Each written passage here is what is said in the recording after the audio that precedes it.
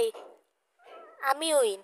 আমি আমি আজকে থেকে তোমাদের জন্য মেডিকেলে ভর্তি পরীক্ষার জন্য যেসব অধ্যায়গুলো প্রয়োজন তার ভিডিওগুলো আপলোড করব 30 মিনিটেরও কম টাইমে। আচ্ছা, শুরু করা যাক। আজকে আমি তোমাদের জন্য পরিপাক ও শোষণ অধ্যায়টি শুরু করব। বিসমিল্লাহির রহমানির রহিম। পরিপাক প্রক্রিয়া সাধারণত দুই প্রকার, যান্ত্রিক ও রাসায়নিক।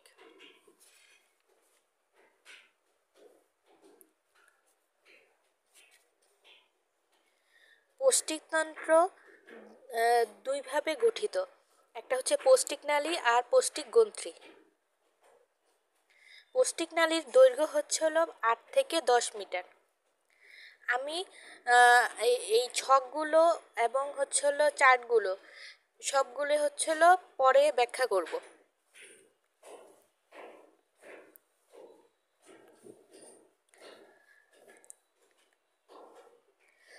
শর্করা, আমিষ, স্নেহ পদার্থকে পরিপাক করা হয়, কারণ হচ্ছিল সেগুলো জটিল পদার্থ, কিন্তু অন্যান্যগুলো হচ্ছিল সরল পদার্থ হয়, পরিপাক করার দরকার নেই।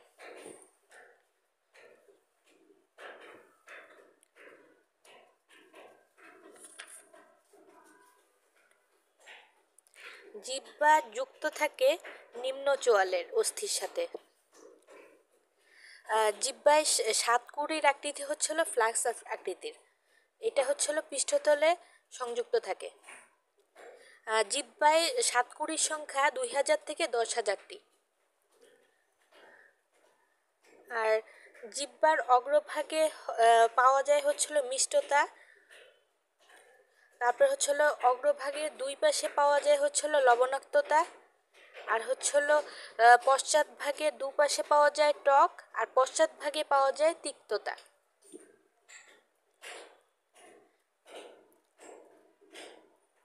মানে হচ্ছে আমাদের হচ্ছে অগ্রভাগে হচ্ছিল মিষ্টি, আর তার দুই পাশে হচ্ছিল লবণাক্ত, আর হচ্ছিল পিছনের দিকে হচ্ছে একেবারে পিছনের দিকে তিক্ত, আর এই পিছনের দুই পাশে হচ্ছিল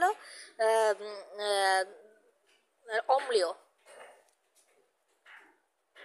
হ্যাঁ, অম্লীয়। আর কেন্দ্রীয় অংশ সুস্বাদু সুস্বাদ গ্রহণ করে। জিহ্বার কেন্দ্রীয় অংশ সুস্বাদ গ্রহণ করে। ঝাল হচ্ছিল কোনো সাতকুড়ি নেই, এটি হচ্ছিল জিহ্বার জ্বালা বুঝায়। সাতকুড়ি নষ্ট হয় 5 থেকে 10 দিনের মধ্যে।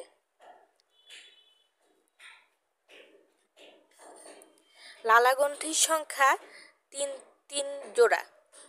এগুলো হচ্ছিল প্যারোটিড গ্রন্থি, সাবম্যান্ডিবুলার গ্রন্থি, সাবলিঙ্গুয়াল গ্রন্থি। প্যারোটিড গ্রন্থি দু কানের নিচে থাকে, আর হচ্ছিল সাবম্যান্ডিবুলার গ্রন্থি নিচের চোয়ালে থাকে, চোয়ালের ভিতর থাকে, আর হচ্ছিল সাবলিঙ্গুয়াল গ্রন্থি জিহ্বার তলায় থাকে। লিঙ্গুয়াল মানে হচ্ছে জিহ্বা।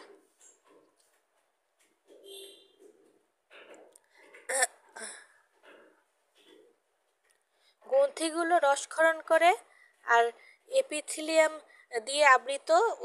ওগুলো একটা গোলাকার ডিম্বাকার থলি একটা। এই থলিতে সেরাস কোষ থাকে ও মিউকাস কোষ রয়েছে, যা থেকে রস ক্ষরিত হয়। এই থলির প্রাচীরে থাকে, এই থলির প্রাচীরে সেরাস কোষ ও মিউকাস কোষ থাকে। লালাগ্রন্থি থেকে লালা অম্লীয় হয় কিছুটা। লালা সাধারণত অম্লীয় হয় কিছুটা। আর লালার অধিকাংশই হচ্ছে পানি। পানির পরিমাণ হচ্ছে 95.5 থেকে 99.5 পর্যন্ত। এটার পানির পরিমাণ হচ্ছে 95.5 থেকে 99.5 পর্যন্ত লালার মধ্যে। লালা ক্ষরণ হয় 1200 থেকে 1500 মিলিলিটার প্রতিদিন।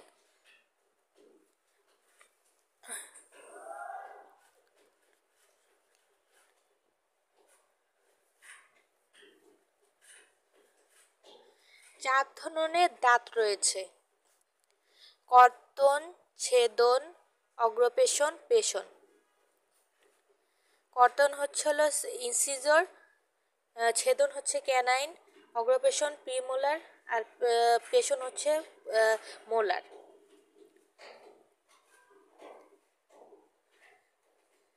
তারপর হচ্ছে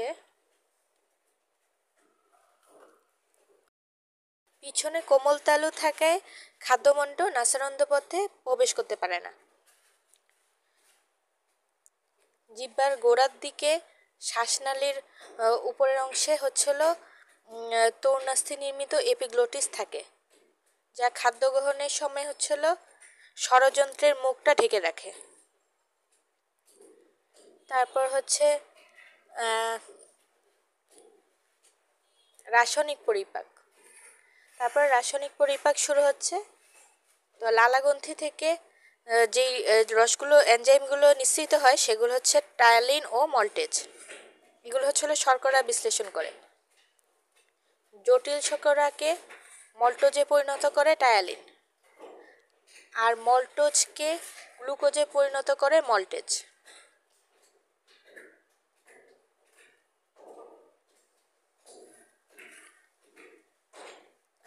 দাঁতের সংকেত ও দন্ত সংকেত। দাঁত ও দন্ত সংকেত। দাঁতগুলো অ্যালভিওলাই নামক গর্তে থাকে। এই দাঁতগুলো 2বার গজায় বলে জীবনে, তাই এদেরকে বলে মানুষের দাঁতকে বলা হচ্ছিল ডাইফাইওডন্ট।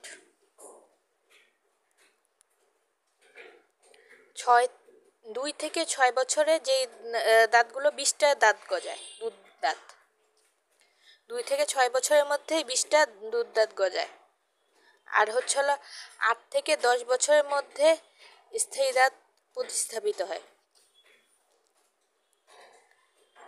18 থেকে 24 বছরে 2 চোয়ালে 32টি দাঁত দেখা যায়।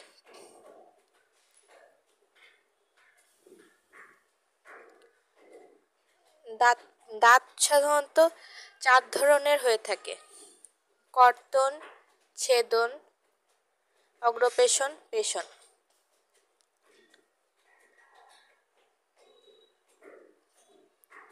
পেশন দাঁত অনেক সময় উঠে যায়,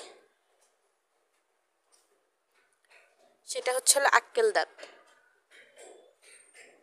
আর কর্তন দাঁত ধারালো 4টি হয়।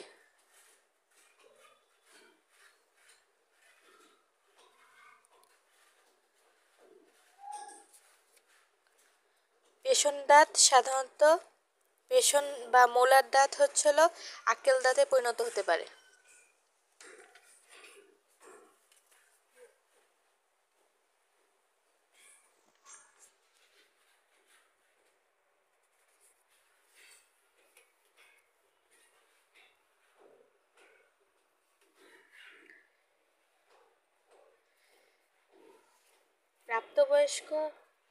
প্রাপ্তবয়স্ক মানুষে প্রত্যেক চোয়ালের দন্তকোঠরে 16টি দাঁত থাকে।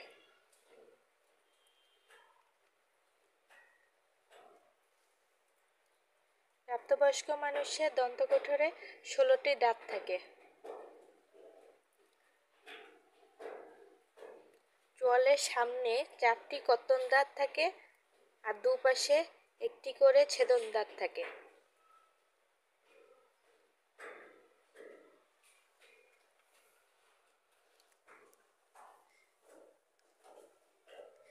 ছেদনের দুপাশে থাকে 2টি অগ্রপেশন। চোয়ালের দুপ্রান্তে রয়েছে 3টি করে পেশন দাঁত।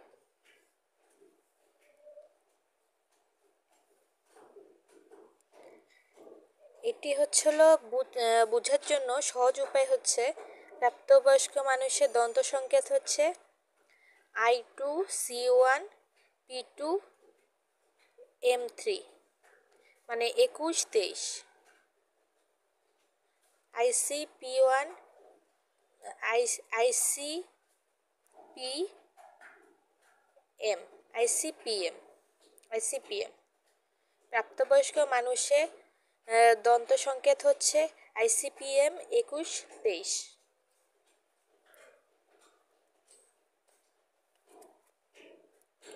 5-6 বছরের শিশুতে দন্ত সংকেত হচ্ছে প্রিমোলারের কোনো দাঁতই থাকে না, মোলারে একটা দাঁত কমে যায়, লাস্টের দুটো আর কি, লাস্টের দুইটাই হচ্ছিল এটা হয় ICPM এর লাস্টের দুইটাই হচ্ছিল একটার দাঁত থাকেই না আর একটা দাঁত কমে যায়,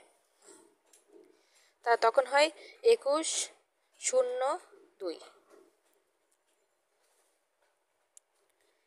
এটা হচ্ছে 5-6 বছরের শিশুর সংকেত।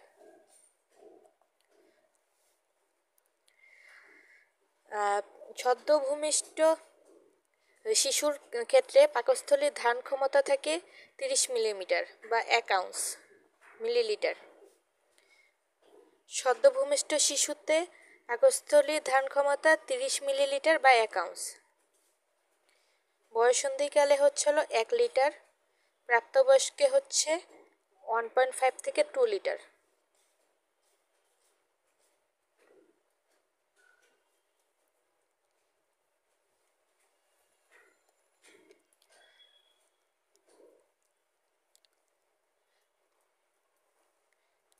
কার্ডিয়ায় হচ্ছিল অন্ননালী উন্মুক্ত হয়, কার্ডিয়াক স্ফিংটার থাকে।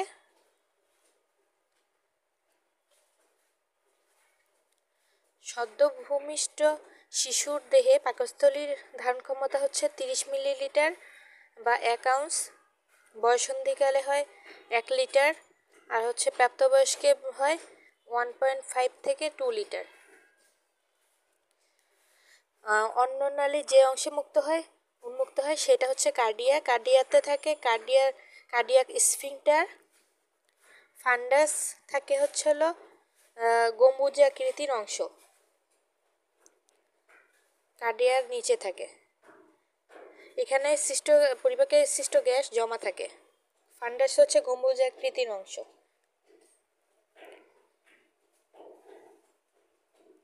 দেহ বা কর্পাস হচ্ছে পাকস্থলীর প্রধান অংশ এবং সর্ববৃহৎ অংশ, এখানে খাদ্য পরিপাক সংঘটিত হয়।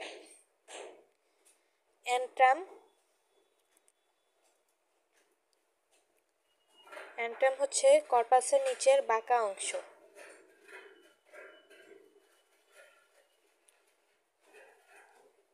এখানে অন্ত্রে প্রবেশের পূর্বে সাময়িকভাবে খাদ্য জমা থাকে। পাইলোরাস, পাকস্থলী যে অংশটা ডিউডেনামে মুক্ত হয় তাই হচ্ছিল পাইলোরাস, এখানে থাকে পাইলোরিক স্ফিংটার।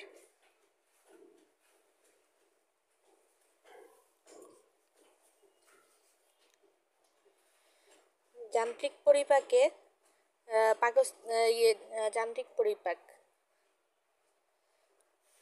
খাদ্য পাকস্থলীতে থাকে 4 থেকে 9 ঘন্টা, আর হচ্ছে তরল খাদ্য 15 থেকে 30 মিনিটের মধ্যে পাকস্থলী খালি করে ক্ষুধান্তে যায়। মানে হচ্ছে পাকস্থলীতে এমনি কঠিন খাদ্য অবস্থান করে 4 থেকে 9 ঘন্টা, আর হচ্ছে তরল খাদ্য 15 থেকে 30 মিনিটে পাকস্থলী খালি করে ক্ষুধান্তে চলে যায়।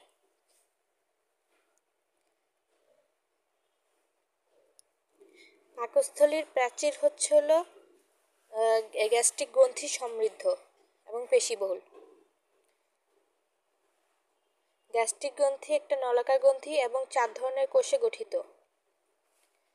গ্যাস্ট্রিক গ্রন্থি 4 ধরনের কোষে গঠিত। পাকস্থলীতে গ্যাস্ট্রিক জুস থাকে, এই গ্যাস্ট্রিক গ্রন্থি থেকে ক্ষরণ হয়, আর এই গ্যাস্ট্রিক গ্রন্থি 4 ধরনের হয়, আর হচ্ছে গ্যাস্ট্রিক জুসে পানির পরিমাণ থেকে 99.45%, আর এই জুসটা ক্ষরণ করে হচ্ছে গ্যাস্ট্রিক জুস ক্ষরণ করে গ্যাস্ট্রিন নামক হরমোন। আহ, পাকস্থলী থেকে শর্করা বিশ্লেষী কোনো এনজাইম নিঃসৃত হয় না।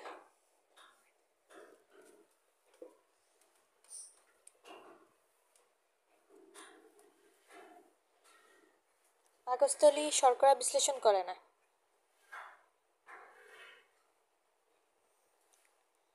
আমিষ পাকস্থলীতে পরিপাক হয়, কারণ এখানে থাকে পেপসিনোজেন, যা একটা নিষ্ক্রিয় প্রোটোলাইটিক এনজাইম, মানে আমিষ বিশ্লেষী এনজাইম। এটি গ্যাস্ট্রিক জুসের এসিএল এর সাথে যুক্ত হয়ে পেপসিন তৈরি করে। এটা সক্রিয় এনজাইম। তো এইটা জটিল আমিষকে আদ্র বিশ্লেষণ করে প্রোটিওজ এবং পেপটনে পরিণত করে।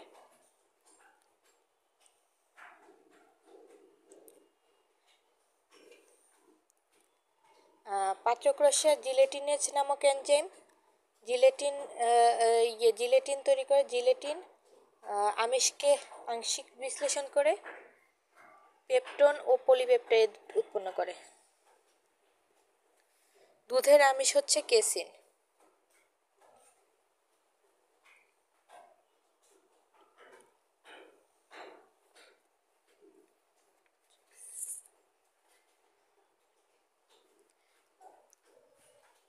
শিশুতে রেনিন তৈরি হয় না। মানব শিশুতে রেনিন তৈরি হয় না।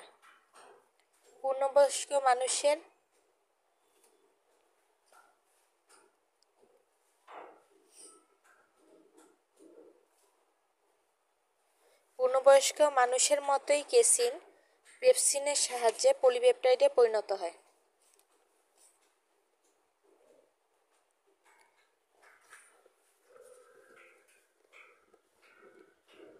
পূর্ণবয়স্ক মানুষের মতোই কেসিন দুধের প্রোটিন বা আমিষকে কেসিন বলে। অন্যান্য স্তন্যপায়ী প্রাণীদের মতো মানব শিশুতে রেনিন তৈরি হয় না। পূর্ণবয়স্ক মানুষের মতো কেসিন পেপসিনের সাহায্যে পলিপেপটাইডে পরিণত হয়। মানব শিশুতে রেনিন হয় না। আমিষ পেপসিনের সাহায্যে পরিণত হয় প্রোটিওজ আর পেপটনে। জিলেটিনেজের মাধ্যমে পেপটন ও পলিপেপটাইডে পরিণত হয়। আর কেসিন পেপসিনের সাহায্যে পলিপেপটাইডে পরিণত হয়।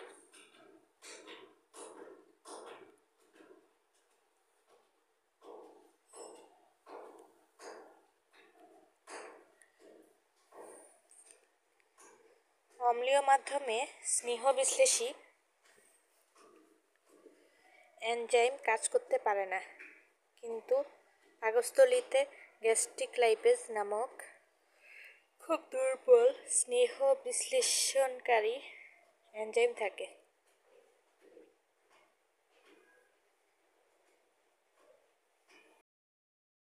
পাকস্থলীতেও স্নেহ পরিপাক হতে পারে। এটা পাকস্থলীতে অম্লীয় পরিবেশ থাকে, কিন্তু অম্লীয় পরিবেশে কোনো স্নেহ বিশ্লেষণকারী এনজাইম থাকে না। কিন্তু পাকস্থলীতে এক্সেপশনাল একটা এনজাইম থাকে, সেটা গ্যাস্ট্রিক লাইপেজ। এটা স্নেহ বিশ্লেষণকারী।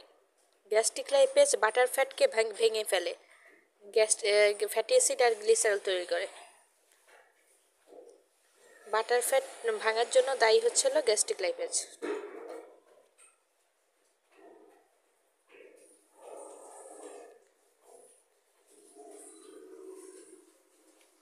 পাকস্থলী নিজেই এনজাইমে পরিপাক হয়ে যায় না, কারণ গ্যাস্ট্রিক মিউকোসা স্তর থাকে।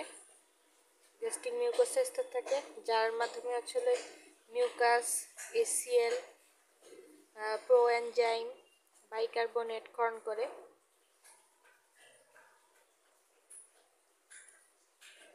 মিউকোসা স্তর এসিএল এর আক্রমণ রোধকারী ভৌত প্রতিরোধক।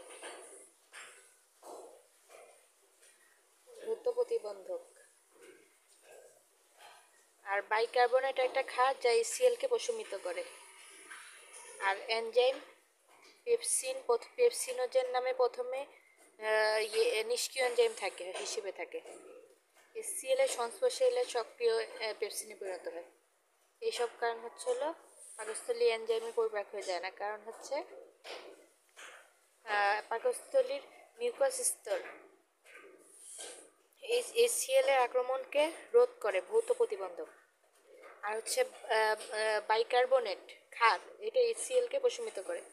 আর আর পেপসিনোজেনকে পেপসিনোজেন হচ্ছে নিষ্ক্রিয় অবস্থায় থাকে। আর এইটাই HCl এর সংস্পর্শে এলে পেপসিনে পরিণত হয়। তাই এটা HClটা ওই কাজে লিপ্ত থাকে, আর মানে পরবর্তীতে এটা আর কাজ করে না, মানে পাকস্থলী নিজে পরিপাক হয় না, ওই পেপসিনোজেনকে পেপসিন করার কাজে লিপ্ত হয়।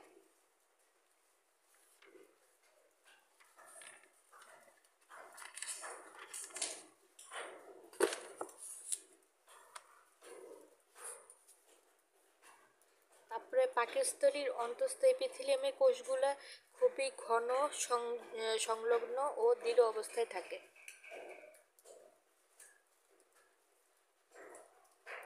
এটাও একটা কারণ।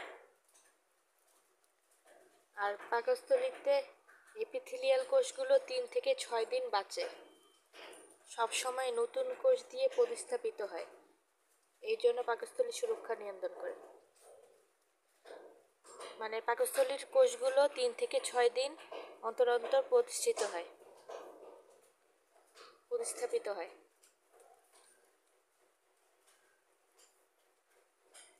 পাকস্থলীর কোষগুলো 3 থেকে 6 দিন পর্যন্ত বাঁচে, এভাবে প্রতিস্থাপিত হয়।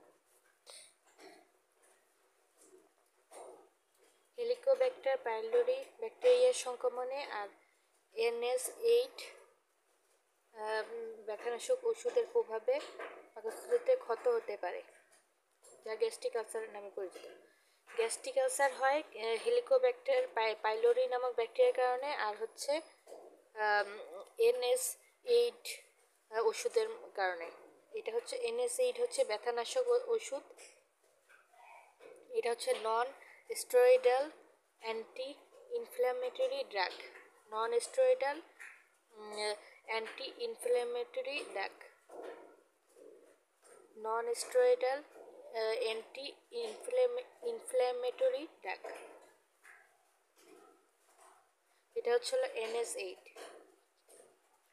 এটা gastric ulcer NS8 non steroidal anti inflammatory ড্রাগের কারণে হয়, আর হেলিকোব্যাক্টার পাইলোরি নামক ব্যাকটেরিয়ার কারণে হয়।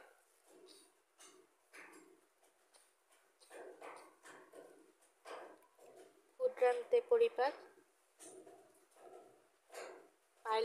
পাকস্থলীর পাইলোরিক স্ফিংক্টারের পর বৃহদন্ত্রের সূচনায়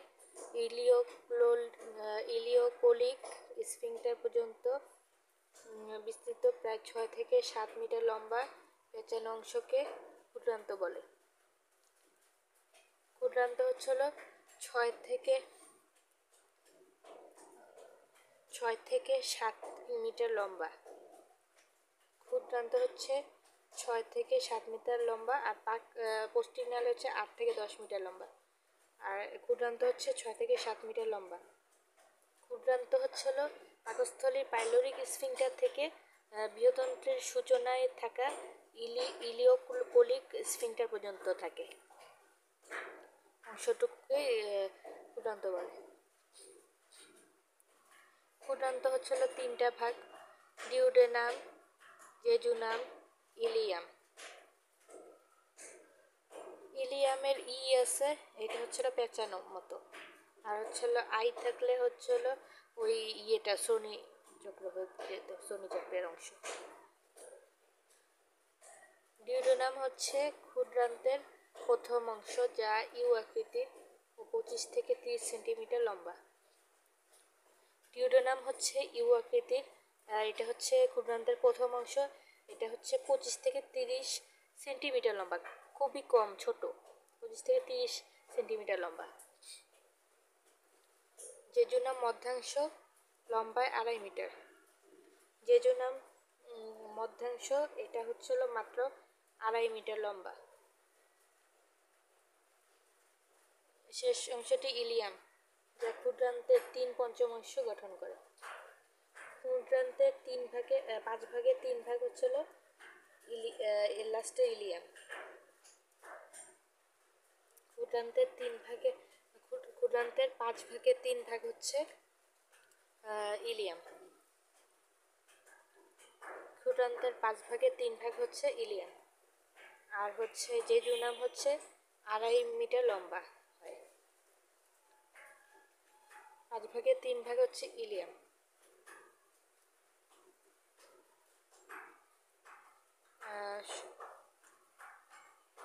ক্ষুদ্রান্তে খাদ্যের চূড়ান্ত পরিপাক ঘটে। খাদ্যের উপর 3 ধরনের রস, পিত্তরস, অগ্ন্যাশয় রস, আন্ত্রিক রস ক্রিয়াশীল হয়। ক্ষুদ্রান্তে পরিপাকের জন্য 3 ধরনের রস নিঃসৃত হয়। এটার মধ্যে রয়েছে অগ্ন্যাশয় রস, আন্ত্রিক রস আর হচ্ছে পিত্তরস। পিত্তরস, অগ্ন্যাশয় রস আর আন্ত্রিক রস। পিত্তরস, অগ্ন্যাশয় রস আর আন্ত্রিক রস।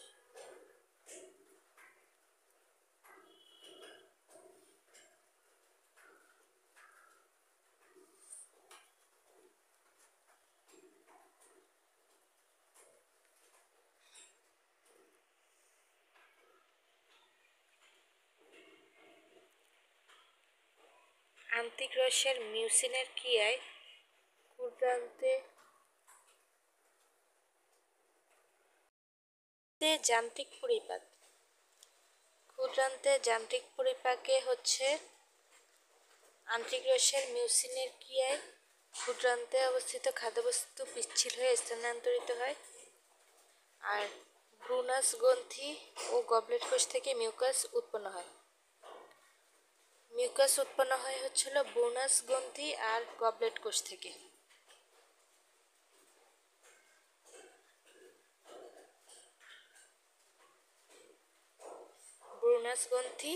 ব্রুনাস গ্রন্থি আর গবলেট কোষ থেকে মিউকাস উৎপন্ন হয়। মিউকাস হচ্ছে এনজাইমের কার্যকারিতা থেকে ক্ষুদ্রান্তের প্রাচীরকে রক্ষা করে। পিত্তরস অন্ত্রে জীবাণুর কর্মক্ষমতা কমিয়ে দেয়।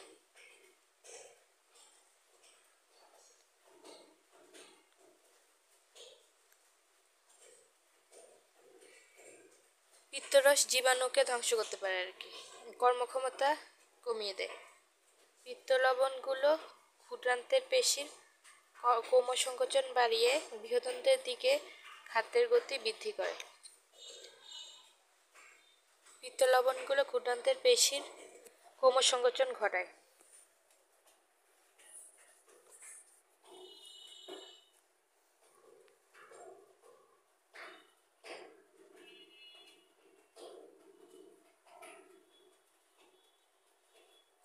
কোলেসিস্টোকাইনিন হরমোন পিত্তথলির সংকোচন ঘটিয়ে পিত্তথলিতে সঞ্চিত পিত্তরস ক্ষুদ্রান্তে পৌঁছে দেয়।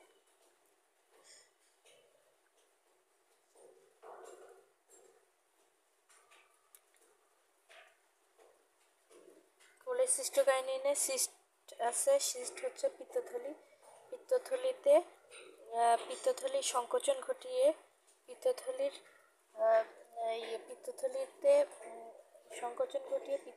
রসটা ক্ষুদ্রান্তে পৌঁছে দেয়।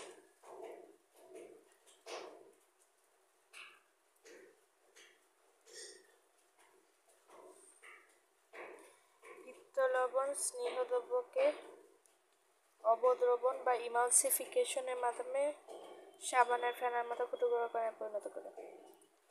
পিত্ত লবণ স্নেহ পদার্থের আহ, কে স্নেহ পদার্থকে সাবানের মতো ফেনার মতো তৈরি করে অবদবন বা ইমালসিফিকেশন করে ইমালসিফিকেশন করে অবদবন বা ইমালসিফিকেশন।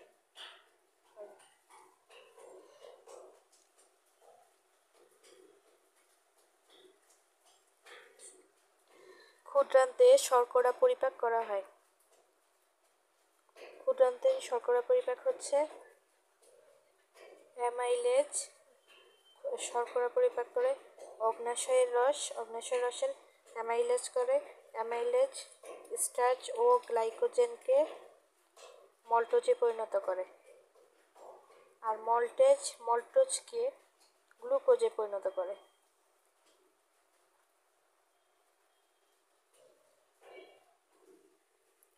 এটা হচ্ছে শর্করা পরিপাক।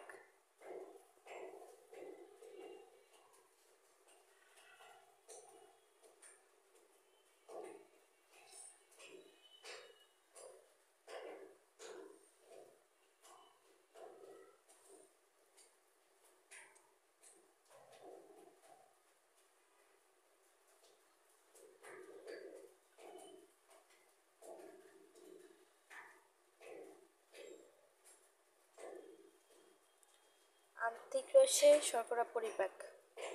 আন্ত্রিক রসে শর্করা পরিপাক হয় হচ্ছে স্টার্চ বা ডেক্সট্রিন অ্যামাইলেজের মাধ্যমে মল্টোট্রেয়োজ ক্ষুদ্র ডেক্সট্রিনে পরিণত হয়।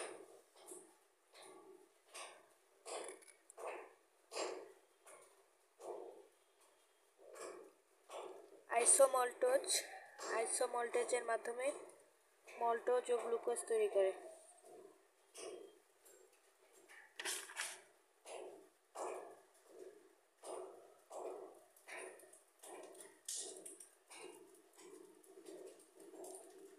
আর মল্টেজের মাধ্যমে গ্লুকোজে পরিণত হয়। সুক্রোজ এনজাইমের মাধ্যমে গ্লুকোজ ও ফ্রুক্টোজে পরিণত হয়।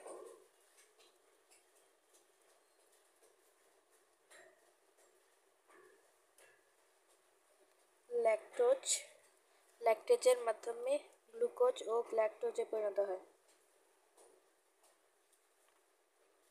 ল্যাকটেজ এনজাইমের মাধ্যমে গ্লুকোজ ও গ্ল্যাকটোজে পরিণত হয়। আইসোমল্টেজের মাধ্যমে মল্টোজ ও গ্লুকোজে পরিণত হয়।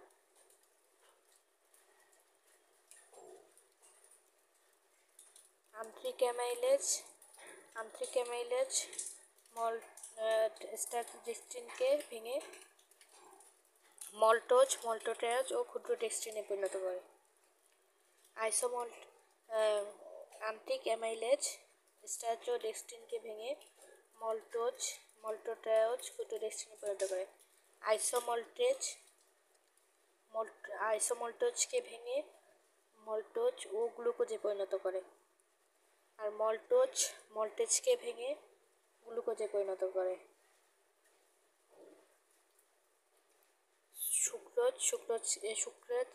সুক্রোজের মাধ্যমে ভেঙে গ্লুকোজ ও ফ্রুক্টোজে পরিণত হয়। ল্যাকটেজের মাধ্যমে গ্লুকোজ ও গ্ল্যাকটোজে পরিণত হয়।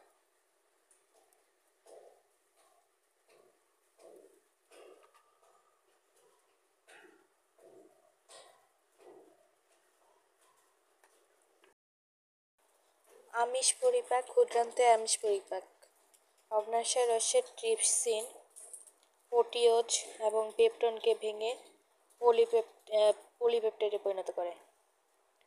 প্রোটিওজ ও পেপটনকে ভেঙে ট্রিপসিন পলিপেপটাইডে পরিণত করে। প্রোটিওজ ও পেপটনকে ভেঙে কাইমোট্রিপসিন পলিপেপটাইডে পরিণত করে। পলিপেপটাইডকে ভেঙে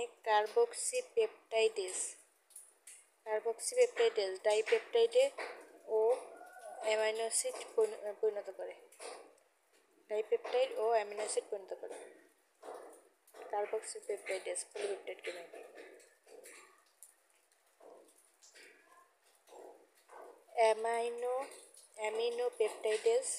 অ্যামিনোপেপটাইডেজ পলিপেপটাইডকে ভেঙে অ্যামিনো অ্যাসিডে পরিণত করে। শুধু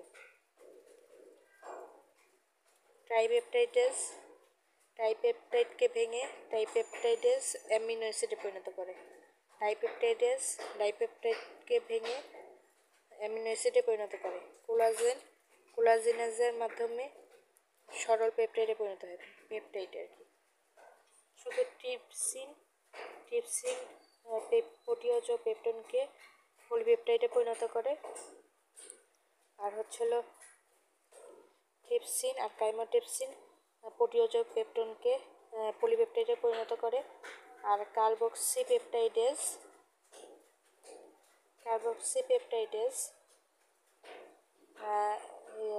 মানে লাস্টে পেপটাইডেজ থাকলে পেপটাইড কি হবে, শুধু পেপটাইড কি পলিপেপটাইডকে ভাঙবে, পলিপেপটাইডকে ভেঙে উৎপন্ন করবে। বেশ সবার সাথেই অ্যামিনো অ্যাসিড থাকবে। আর কার্বক্সিপেপটাইডেজের ক্ষেত্রে খালি ডাইপেপটাইড তৈরি করে আর অ্যামিনো অ্যাসিড তৈরি করে, আর বাকিগুলোতে অ্যামিনো অ্যাসিডই তৈরি হবে। আর অ্যামিনোপেপটাইডেজে অ্যামিনো লেখা আছে, তাহলে অ্যামিনো অ্যাসিডই তৈরি হবে। ট্রাইপেপটাইডেজেও অ্যামিনো অ্যাসিড, ডাইপেপটাইডেজেও অ্যামিনো অ্যাসিড। আর কোলাজিনেস হচ্ছে মাছ মাংসে থাকে প্রোটিন। মাছ মাংসে থাকা প্রোটিন হচ্ছে কোলাজেন। মাছ মাংসে থাকা প্রোটিন হচ্ছে কোলাজেন। এই কোলাজেনকে ভেঙে পেপটাইডে পরিণত করে কোলাজিনেজ। ইলাস্টিনকে ইলাস্টেজ ভেঙে পেপটাইডে পরিণত করে। যোজক টিস্যুর প্রোটিনকে বলা হয় ইলাস্টিন। ইলাস্টিন হচ্ছে যোজক টিস্যুর প্রোটিন।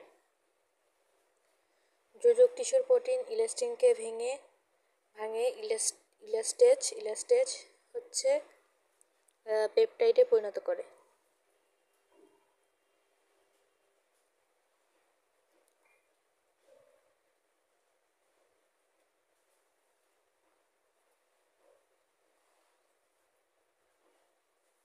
ছক পরে পড়ব।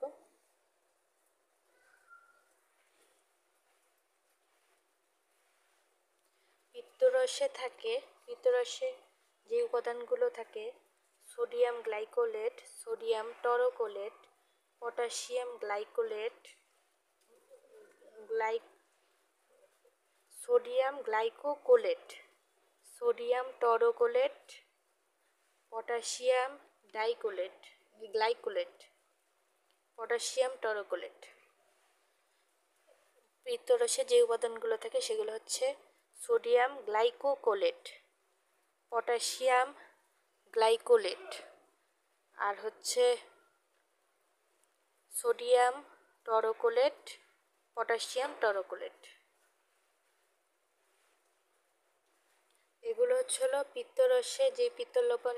এই পিত্তলবণগুলো স্নেহ পদার্থকে ভেঙে অবদমন বা ইমালসিফিকেশন করে।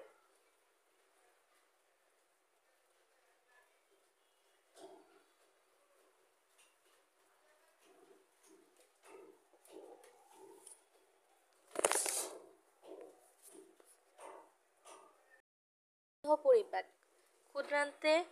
ক্ষুদ্রান্তে ও অগ্নাশয় রসের মাধ্যমে স্নেহ পরিপাক হইতে হলে সেখানে হবে স্নেহকণা লাইপেজ এনজাইমের মাধ্যমে ফ্যাটি অ্যাসিড ও গ্লিসারলে পরিণত হয়।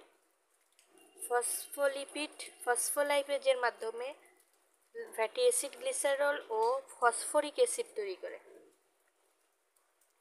কোলেস্টেরল এস্টারেজের মাধ্যমে ফ্যাটি অ্যাসিড ও কোলেস্ট্রল তৈরি করে। আন্ত্রিক রসে মাধ্যমে যদি করতে চাই তাহলে আন্ত্রিক রসে স্নেহ পরিপাককারী এনজাইম ক্রিয়াশীল হয়। স্নেহকণা লাইপেজ এনজাইমের মাধ্যমে মনোগ্লিসারাইড ও ফ্যাটি অ্যাসিড পরিণত হয়। লেসিথিনেজের মাধ্যমে fatty acid, glycerol, phosphoric acid ও কোলিন তৈরি করে।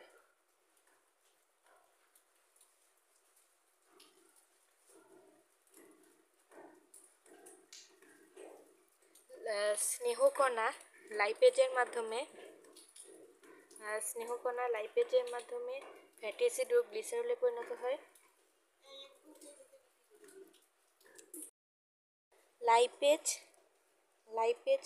স্নেহকণা লাইপেজের মাধ্যমে ফ্যাটি অ্যাসিড ও গ্লিসারলে পরিণত হয়।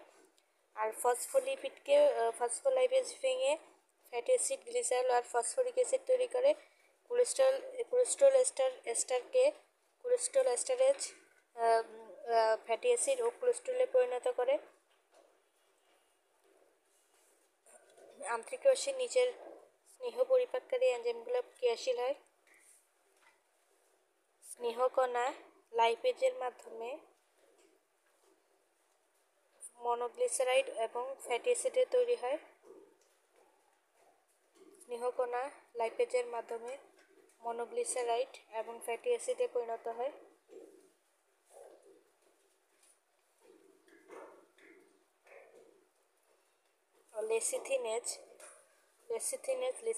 লেসিথিনকে ভেঙে fatty acid, glycerol, choline, phosphoric acid তৈরি করে।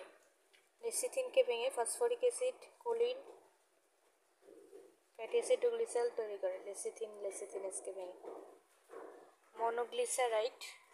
মনোগ্লিসারাইডেজ এনজাইমকে ভেঙে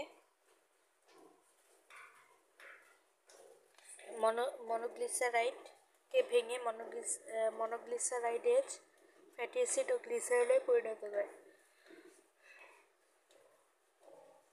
মনোগ্লিসারাইডকে ভেঙে ফ্যাটি অ্যাসিড ও গ্লিসারলে পরিণত করে মনোগ্লিসারাইডেজ।